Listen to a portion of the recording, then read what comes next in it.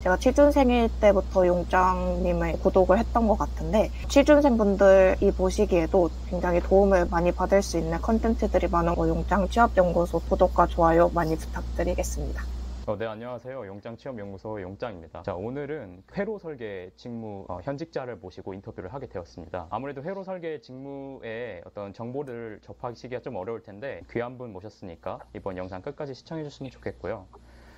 먼저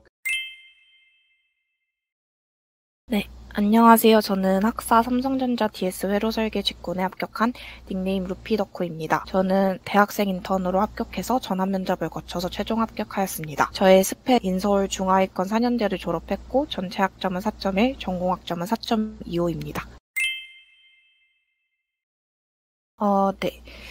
제가 생각했을 때 회로 설계 직무에서 가장 중요한 것 두 가지는 학점이랑 직무 경험인 것 같아요. 학사로 삼성전자나 하이닉스와 같은 반도체 대기업에 합격하는 것은 제가 생각했을 때는 이 사람이 잘해서 뽑는 것보다 우리가 잘 육성할 수 있겠다라는 판단이 들어서 뽑는다고 생각을 하거든요. 그래서 그 부분은 학사로서 평가를 할 수 있는 부분이 학점이랑 직무 경험인 것 같고 그 평년도 기준으로 봤을 때는 학점이랑 직무 경험이 있다면 웬만하면 합격할 수 있는 스펙이라고 생각을 합니다. 그래서 좀 더 구체적으로 얘기를 드리자면 학점은 졸업 전까지 최소 3.7 이상은 확보하고 직무 경험에 대해서 말씀을 드리면 반도체 경험을 쌓기보다 반도체에서도 회로 설계에 취업하고 싶다면 회로 설계와 관련된 직무 경험을 쌓아야 된다고 생각해요.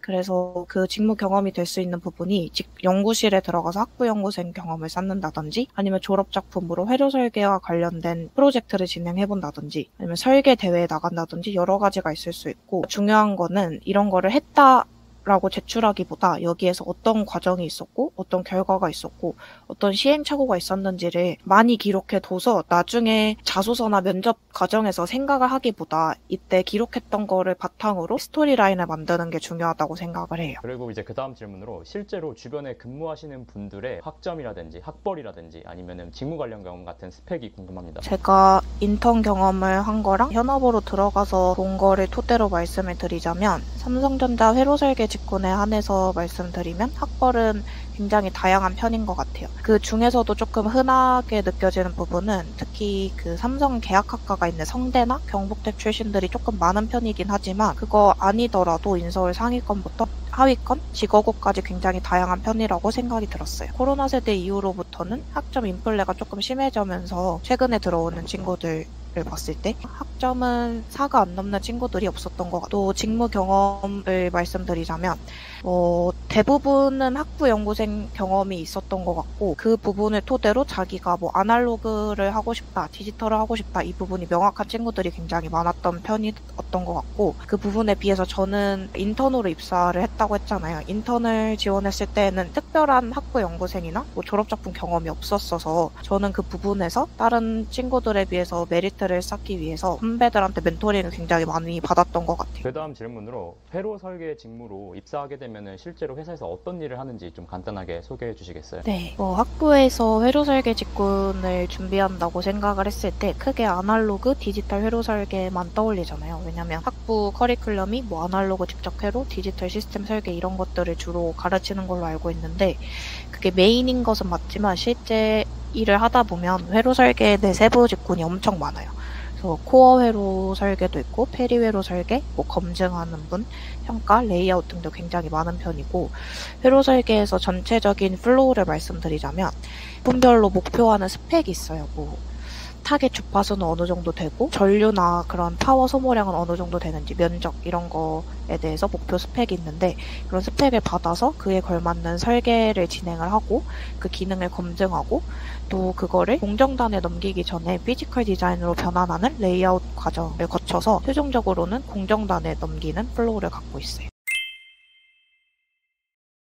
자기소개서에서 가장 중요한 것은 두괄식 표현이랑 역량 강조라고 생각을 해요. 자기소개서랑 면접에서 이 사람들이 묻고 싶은 것은 내가 어떤 행동을 했다라는 액션이 아니라 이 사람이 어떤 가치관과 어떤 생각을 가지고 이 일에 임했는가 라고 생각을 하거든요. 예를 들어서 직무 경험을 물어보는 삼성전자 사법 문항을 보았을 때 어떤 방법을 도입해서 어떤 결과물을 냈다라고 끝내기보다 이 상황에서 내가 어떤 가치관과 어떤 생각을 가지고 문제에 임했고 이 액션을 도입하는데 비교해볼 만한 다른 방안은 없었는지, 또 이 과정에서 어떤 트레이드오프 문제가 발생하였는데 나는 이 과정에서 어떤 거를 중시해서 이러한 선택을 하였다 라는 것과 같이 자신만의 논리 구조가 담긴 답변이 굉장히 중요하다고 생각을 해요. 이 이유는 회사에서 어떠한 결정을 내릴 때 내가 이 선택을 왜 했는지 논리 구조가 굉장히 중요하다고 생각을 하고, 또 자기소개서랑 면접에서 중요한 거는 이러한 인사이트를 듣기 쉽게 만드는 것이 중요하다고 생각을 하기 때문에 여기서 조갈식 표현으로 대답을 하고 그런 글을 작성하는 것이 상대방이 듣기 쉬운 문항을 만들 수 있다고 생각을 해요. 일단 사트에 대해서 벌써 말씀을 드리자면, 사트를 전형 전부터 시작할 필요는 없지만 한 번도 사트를 준비해 본 적이 없는 학생이시라면 적어도 서류 제출하자마자 시작하시는 거를 추천드립니다. 그래서 사트를 처음 공부할 때는 시중에 서점 같은 데 가보면 나와 있는 기본서들이 굉장히 많거든요. 그 기본서들로 유형 파악을 먼저 시작하는 거를 추천드리고, 기본서 한 권을 끝난 다음에 두 번째 책을 들어가면서부터는 모의고사를 같이 병행하면서 시간 감각을 기르는 것이 굉장히 중요하다고 생각을 해요.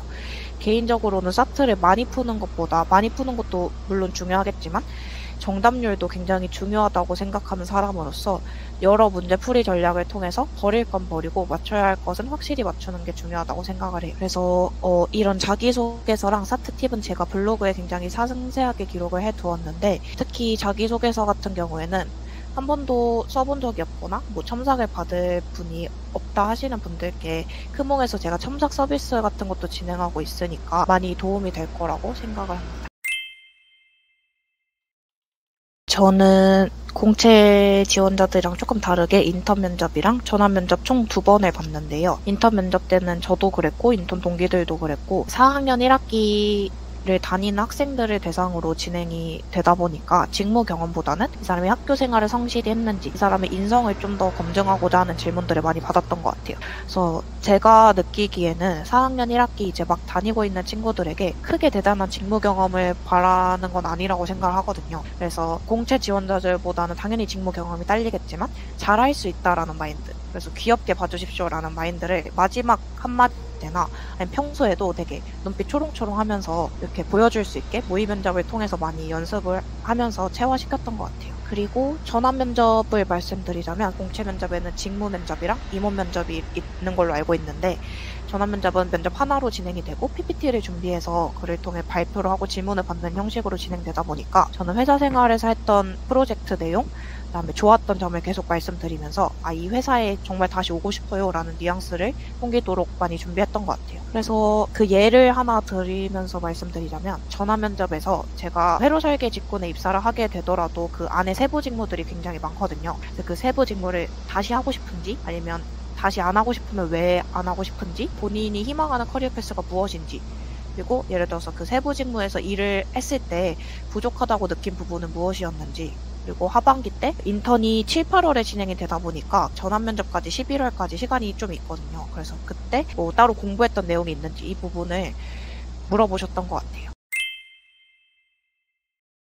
저도 이제 멘토링을 후배한테 되게 많이 해주는 편인데, 얘기를 좀 들어보면 요즘이 진짜 취업이 많이 힘든 것 같아요. 아무래도 경제가 안 좋아지다 보니까 일반 학사분들이 굉장히 취업하기 힘든 상황이라고 생각을 하거든요. 근데 대학생이나 졸업생이나 마찬가지로 저는 취업에서 중요한 게 내가 어떤 상황에 처해 있더라도 붙게 만드는 게 가장 중요하다고 생각을 해요. 저는 취업이 운칠기삼이라고 하잖아요.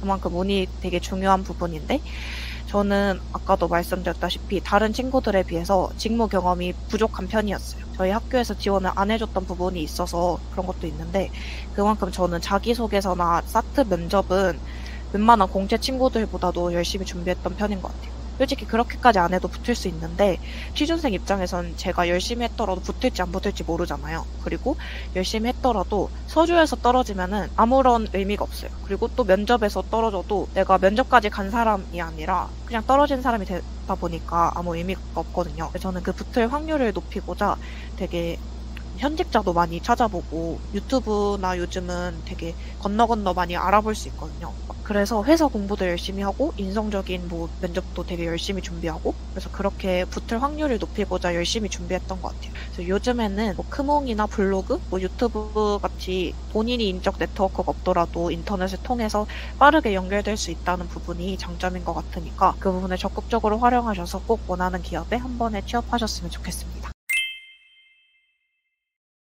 제가 프리랜서 사이트 크몽에서 자기소개서랑 면접 컨설팅을 진행을 하고 있어요.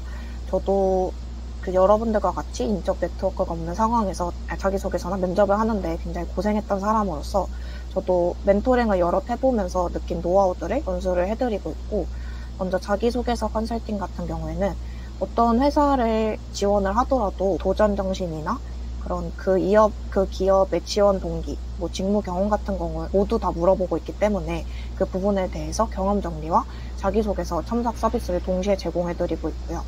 면접 서비스 같은 경우에는 자기소개서 이력서를 받음으로써 그 기반으로 사전 질문을 제공해드리고 있고, 최근에 면접을 보셨던 분들에 대한 후기 같은 것들도 같이 제공해드리면서 면접에 최대한 실전적으로 임할 수 있게 도와드리고 있고요. 마지막으로 전자책 같은 경우에는 제가 회사 두 곳을 다니면서 느낀 그런 신입사원, 회사에서 바라고 있는 신입사원에 대한 모든 것들을 담은 전자책이에요. 그래서 임원 면접을 준비할 때 이 회사에서 좋아하는 이 인재상은 무엇인지, 회사에서 좋아하는 신입사원의 태도는 무엇인지에 대한 것을 담았으니까 그 부분이 혹시 필요하다 하시는 분들은 제 블로그나 크몽 사이트를 통해서 한번 도움을 얻으셨으면 좋겠습니다.